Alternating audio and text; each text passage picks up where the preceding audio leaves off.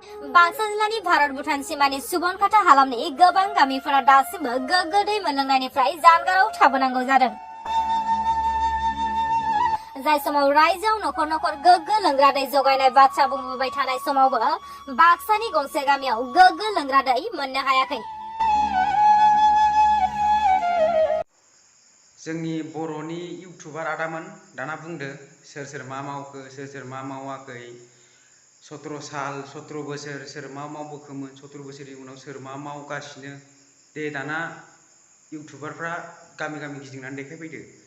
National हाइवेनि जेसेबां ओरै खोला साइडजों जेसेबां दंना बे साइडजोंहाय दैनि एफाग्राब दरखार गैया मिथिबायना मानो होनोबा जोंनि area Gossaigaon area Kokrajhar area बे एरियायाव दैनि गोनांथि गैया जेसेबां बे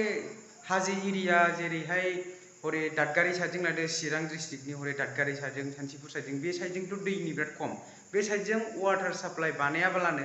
जोंनि हायेन ओनसोलावसो वाटार साप्लाइ बानायगासिनो बेकार वाटार साप्लाइ बानायगासिनो ना जोंनो दरखारानो गैया बे वाटार साप्लाइखौ जों लोंखाया बेकार फैसा खरसा खालामनानै मा लाब दं नांगौबा बे वाटार साप्लाइखौनो जोंनियाव बानायाब्लानो बै गुबुन जे जायगायाव दैनि आंखाल बे जायगायाव थांनानै बानायहैबा मा जायो आरो जोंनि इउटुबारफ्रा खालि देखायो सोर मा मावदों सोर मा मावाखै गोनां जिनिसफोरखौ देखायनो नाजायो जायाफ्रा मा गावजों गाव नांलायलायनायल' फैनानै देखायफैब्रा जोंनि ओनसोलाव रावबो बेबायदि दै लोंग्रा गैया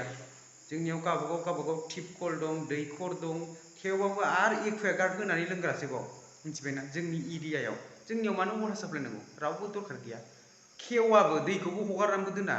मिथिबाय बानायनानैल' ओरै गालाङो दैयाथ' गखाया सालु जाखाया नांगौबा मोजां जायगायाव लांनानै जे जायगायाव दैनि आंखाल बे जायगायाव लांनानै बानायहैना निउसल' कभार खालामनाय निउसावल' खोन्थानाय नै दुमुगाव दालां जायाखै माबा जायाखै बेफोरबायदि मा जाबावनो जोंनि बर' रायजोफोरा रायजो राजाफोरा बिसिबां खस्थ'आव दं जोंनि बर' रायजोआ मा जालांसिगोन एसे सोलायदो बर'नि इउटुबारफोर एसे सोलायदो जेखौ नंगौ बेखौ देखाय गावजों गाव दावराव जानानै लाब गैया गोजोन्थों।